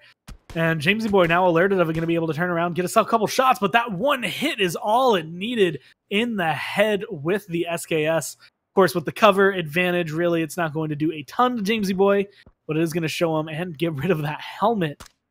And now Hellpander going to be just kind of peeking around. He is getting the comms from Disimoto as to where the players are, but so far not able to find the angle that they need to be able to break into that cover. Yeah, they're right on the cusp of the circle, and I have a feeling they're going to have to run some more here as the circle is going to touch down. Oh, actually, lucky for them, they don't have to move too far as the circle stays at the northeast point of the overall area there, and it's going to be all land at the moment. You see Base Hefe is down, gets knocked out, and is going to get killed from Shulk with the Scar. And we're going to be seeing them both, Shulk being able over there, but Zaven is right in the neighborhood. The teammate just died, and he recognizes that someone had to kill him, and he knows that they're nearby. The question is, does he know where they are? It looks like Shulk knows where Zaven might be. He's kind of looking in that direction. A lot of these teams do tend to stick together, so Shulk being prepared for that one. Sees the backpack, has a car, has a headshot, and is not going to be able to eliminate him. Level 3 helmet's very useful. Now Zaven has the ability to try and turn this one around, but he's not going to be able to look in the same way, and he's not going to be able to have the cover that gets the advantage. And that's just the standard 2v1 double-side pincer maneuver. Yeah, that was nicely done. It was a nice move. They clear out that area in front of them, and now they have no one in between them and the safety of the circle. You see Monty Python finally sees Dizzy and Nop Nop out there and is going to take some shots. They're going to have to be forced to dive into the water. And it looks like maybe his teammate is pushing out there. Oh, no, that's Patrick. Patrick's rolling on him now as well. Patrick's going to find himself in the middle of Monty Python and Nop Nop and his teammate Dizzy. It's going to be one of the harder places to be, I feel, when it comes down to it. You have one team on the one side, Prodigy, Monty Python looking there, and it sounds like Prodigy does have a nice silenced car to try and find those shots. Not able to quite hit the mark where he has needed to so far, just because Patrick's moving around like crazy. Now he's going to be in the water again. Nop Nop and Dizzy hovering around a boat, playing around. The snipes could be coming through, but it's going to be a little bit too late. And this is just going to be the standard. I mean, at this point, it's 3 people kind of dancing around each other in the water, taking shots back and forth, trying to play around each other. And then 2 players on the shore hoping to get some picks here, but now the circle's closing. A couple of them are low enough. Now all 3 of them are low enough that this circle is going to be more devastating than not. And depending on how they play this and how they get this, it could be a couple kills, but they are on the edge and wanting to run back. Yeah, so far they're still alive out there. We haven't seen their name popped up yet. Now finally Patrick goes down outside the play zone. 32 left, but not been dizzy so far. Looks like they might actually going to be able to come out of that, except Nop is died outside the play zone. You can see there. So it didn't pay off for so long to stay out there in the water. As you can see, the players on the land have the upper hand. Lush with some nice shots there on Halfway Hero, and he's going to go down. There's a bunch of teams mixing it up here, and it's going to be tough for them to come out of this as the blue pushes in. Yeah, playing the edge of the circle is going to be big for Lush right here. Going to be able to pick up, well, it looks like at least 1 kill as he did knocks out a Aksu. But now some shots coming out from the side. He's going to be forced to medkit. Hookbay looking to potentially get his teammate up just inside the circle. They are in the open, so if Lush can find the peak, he might be able to do it. They are just downhill, and they do kind of have geography going their way. Outside the circle, there's still a couple players still trying to get in, still running, still hoping. And Monty Python's going to be one of them getting shot at a lot. Him and Prodigy both getting taken down. Is Spoon AG going to be able to find that? Him and Dross just raining hell on them as they come into the circle. And this is where a lot of players like to wait. They just want to watch as you come in. They know you're weak from the blue. They know it's going to take less ammo and less shots that they could potentially choke, and they're able to get the kill. Yeah, this is a brutal circle for these teams to end up in. There's not a lot there, and they're going to be forced to run in there momentarily. Nobody's really in there yet. They're all sort of waiting for the other players to make the first move. You can see everyone sort of flanking around the cusp, trying to take out the other teams. Lush and his teammate looks like moving in on the Prodigy as well. We were looking at Sigsy here dancing around as well. Salt O Pepper, I believe, is Lush's teammate. Yes, indeed. And they're going to move on Pony Edge, and they're actually going to take him down there. He's knocked out behind the UAZ, and the teams are going to start moving in on this very compact circle, although it's a return fire. And this is not good for Lush and his team as he does finally manage to come in and clean up. We're down to 18, Gore. Now Lush looking for this last player, trying to figure out where Dross is. Where is he shooting from? Where are these bullets finding us? And so far not having any luck in seeing it. The smoke grenade's going to be coming down, and a lot of people kind of underestimate these. They don't want to pick them up. You can get a lot of good cover. You carry about 3 or 4 smokes, and it will not necessarily guarantee you, but it will at least try to help keep you safe as you can revive your teammate. It looks like Dross, recognizing the situation, potentially going to maybe blow up the car, but looking mainly to pop those tires, make sure that that UAZ is not going to be used as a getaway. Dross in a good spot, doesn't have to move far to be safe in there, and actually has a tree line there, so that's going to be very helpful at the moment. Nobsy in the safety of the safe zone. He does have a team rolling up behind him. He's just hunkering down on the edge of that wall. We see Odin Thor kind of running around. Salto Pepper is going to end up leaving Lush, and now Lush is alone. SKS shots coming down on the far, looking for some kills as players are running into the circle over on the other side of the military base. And Nobsy's sitting right there. Nobsy's going to be able to find some return shots. Odin Thor, I think, recognizing a little bit too late, and now we're going to be seeing him able to try and fight this one. Sigsy going to be able to peek around the corner, find those shots. The one thing good about being prone is you're virtually invisible. The bad thing is there's not a lot of you that can be hit, but one big target is going to be your head. Yeah, not a lot of mobility either at that point when you're laying there. It looked like he also got caught in a reload, so that was pretty unfortunate. The C alive as well, Jamesy boy, everybody sort of working their way into this top 12 now. We've got a 1v1, v2, v2, v2 it looks like. So a couple duos and mostly some solos as well. Now we see Sigsy and Odin Thor end up getting taken down by Dross. Is going to be solo. Now Lush also solo, going to be kind of hanging around. Say 10, who's been having a large impact in these games, not necessarily as a high kill count player, but as one who is taking out the right people. He's the one coming through and just eliminating the ones that are going to be a little bit tougher over all the opponents that are going to be what we would call normally the big names coming into this, the Big 10 as it might seem, as we see the C get taken down. Comet is knocked out right now by Shulk, and if that goes the way of Shulk and his teammate, they will be leaving with an AWM. Absolutely.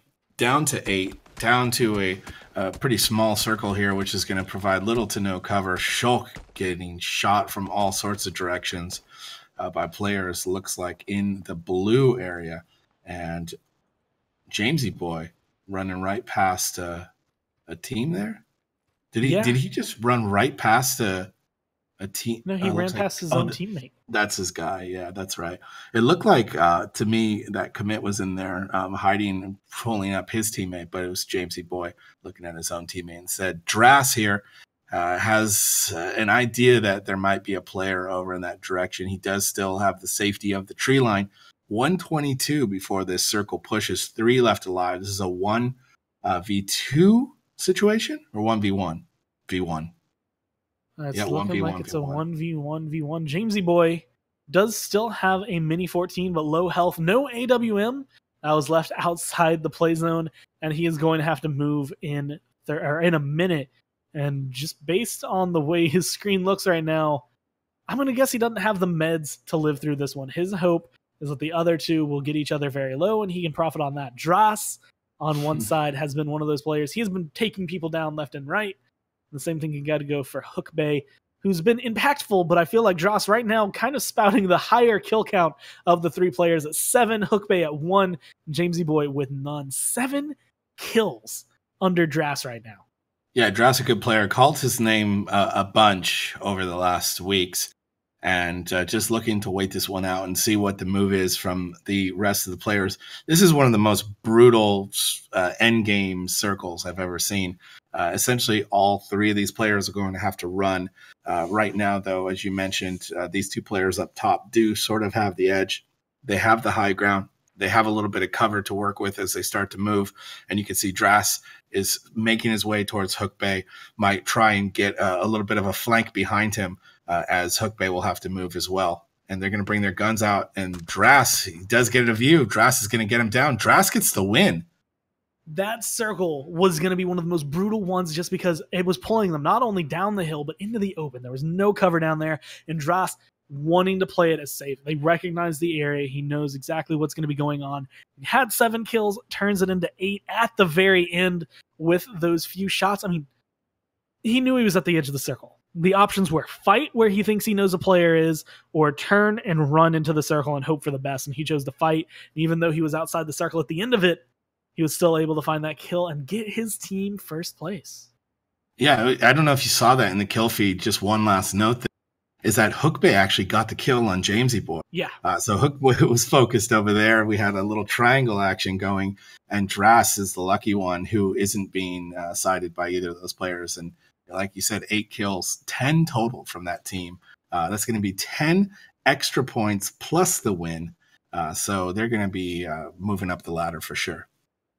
With that, we're going to be at this point where these players have now earned themselves points. We've seen 3 games tonight, and in all 3 of those games, we have seen, a different team come out on top. We have seen a lot of the same names, and we've seen a lot of it, and they are hoping that their points are going to be going well through the ladder. We do have, the seeding from last week coming into this one, so these teams hoping that will push them up into the top and kind of guarantee them, of course, still fighting for those nice prizes that have been provided by ViewSonic and Cooler Master, and being able to be here in the second week of Dropzone 1. That's going to be it for this week. We still have 4 more weeks after this one, week 3, 4, 5, and 6 going forward, and a lot of these players still have, at this point, a ton of opportunity to be able to make it forward. Even if you've been a last place team in these last couple of weeks, there's nothing saying that you can't put the grind on, get into those first-person duos main games, get as many chicken dinners as you want, and be able to come find one here maybe next week, maybe in a couple weeks, and those points can change up. It's the flick of the wrist. All it's going to matter is who you can take down when you're in the Battlegrounds here. But with that, that's going to be the end of week number 2 here for Dropzone. As always, if you want to keep track of the league, of the tournament, you can give a follow here on the Twitch channel. You can go and find PUBG League on Twitter, PUBGLeague.gg as well, to be able to kind of watch a lot of the stuff going forward. You can follow our admins, Opon and WizKid on Twitter as well, which they will be giving a ton of updates and a lot of stuff. You can join the Discord. And as always, I mean, we are closed right now for these tournaments, but you can keep an eye out for maybe some sweet prizes down the line with maybe some big tournaments coming through.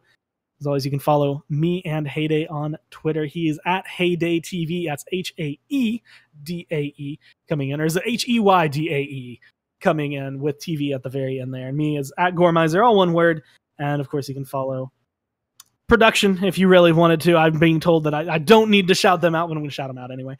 But with that, leave a follow, come back, come into the next week, and we will see you in the Battlegrounds starting 6:30 p.m. next Friday. See you.